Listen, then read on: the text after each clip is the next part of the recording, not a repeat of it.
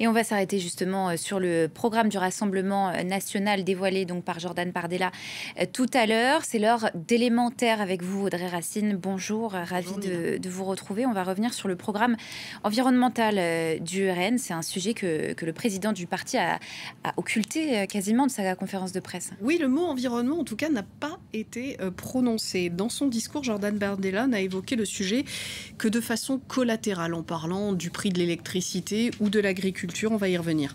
En revanche, il y avait des questions de nos confrères et de nos consoeurs après cette prise de parole. Et Jordan Bardella a alors été interrogé sur une promesse de Marine Le Pen en campagne pour la présidentielle à l'époque. Elle promettait de démonter toutes les éoliennes. Cette promesse est-elle toujours d'actualité? Écoutez la réponse de Jordan Bardella qui, vous allez le voir, choisit bien ses mots. L'idée, c'est pas d'arrêter les énergies intermittentes. L'idée, c'est de refaire du nucléaire un élément majeur, fondamental, structurant du mix énergétique.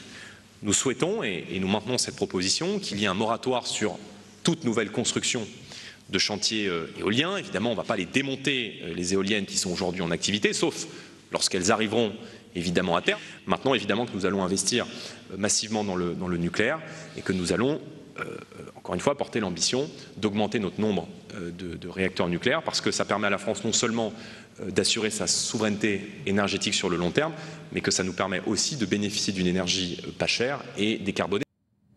Alors Nina, il parle d'énergie intermittente et pas renouvelable, ça ne vous aura pas échappé.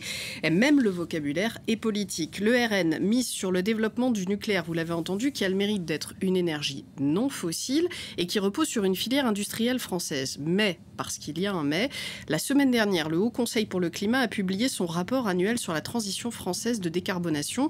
Je rappelle que c'est un groupe de scientifiques chargés par l'État de surveiller les efforts des pouvoirs publics et des secteurs de l'économie pour atténuer la crise climatique. Et bien dans ce rapport, on peut lire ceci, vous allez le voir, la stratégie de renouvellement du parc nucléaire actuel, vu la forte incertitude industrielle du secteur, fait peser des risques sur la disponibilité en électricité décarbonée à l'horizon 2035. Ces risques sont pour l'heure insuffisamment compensés par la croissance des énergies renouvelables. En clair, il faut beaucoup de temps pour mettre sur pied de nouveaux réacteurs pour répondre à la demande en électricité des Français et du temps, nous n'en avons pas. La décarbonation de l'électricité française, il faut qu'elle intervienne maintenant, surtout que la demande va exploser. 2035 qui est cité dans ce rapport, ce n'est pas par hasard, c'est l'heure à laquelle notamment, la date à laquelle notamment les véhicules thermiques seront interdits, notamment à la vente, les nouveaux véhicules thermiques seront interdits. Il va falloir recharger ces batteries et donc il faut développer absolument les renouvelables. S'il confirme le moratoire sur la construction de nouvelles éoliennes, Jordan Bardella a promis à l'inverse de développer la filière photovoltaïque française. Elle ne représente en effet à ce jour que 4% de la production d'électricité en France et doit être développée. Il est urgent de produire des panneaux solaires en France pour sortir de la dépendance vis-à-vis de la Chine en la matière. Le sujet, il fait plutôt consensus, même au-delà du RN. Voilà pour la question de l'énergie. Qu'en est-il du reste du programme du RN pour l'environnement? Eh bien, je suis allée voir sur le programme sur le site du parti. On va regarder ensemble quelles sont les mesures proposées. La mesure 6 du programme, vous allez la lire avec moi. Défendre la qualité de vie des Français en refusant toute écologie punitive. Écologie punitive, le slogan a beaucoup été utilisé depuis le début des années 2000. Elle est opposée ici à l'écologie de bon sens. Mais qu'est-ce que c'est que l'écologie de bon sens selon le RN?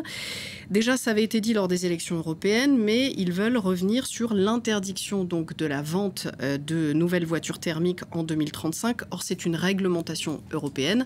La France ne peut pas décider seule de revenir sur le sujet. En compensation, le RN propose d'encourager les constructeurs français à développer des véhicules propres abordables, parce qu'il est vrai que les véhicules électriques sont encore chers. Sur le même sujet, le programme propose de supprimer les zones à faible émission qui interdisent aux véhicules les plus polluants de circuler, par exemple, dans les centres-villes. Ça, je rappelle quand même que 40 000 personnes meurent chaque année en France à cause de la pollution de l'air. Donc, c'est plutôt de l'insécurité sanitaire qu'on nous propose à cet endroit-là. J'ai pas le temps de m'attarder sur tous les sujets, mais il y en a un qui est important, c'est l'agriculture. l'agriculture. Dans le programme écrit du RN, il est question de mettre en place une forme de protectionnisme agricole, d'interdire l'importation de produits non conformes aux standards français, mais il n'est pas question dans ce programme des normes européennes environnementales notamment. En revanche, lors de sa conférence de presse, Jordan Bardella a bien dit vouloir mettre fin à la déraison européenne en matière d'agriculture.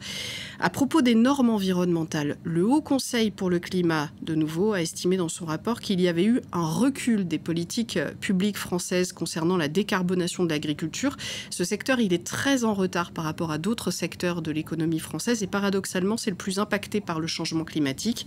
Le Rassemblement national, dans son programme, affirme vouloir respecter l'objectif de l'accord de Paris de limiter à 2 degrés le réchauffement climatique, mais il n'explique absolument pas comment il compte procéder, alors que, je vous le rappelle, la France a à nouveau échoué à respecter ses objectifs de réduction nette des gaz à effet de serre cette année. Audrey Racine pour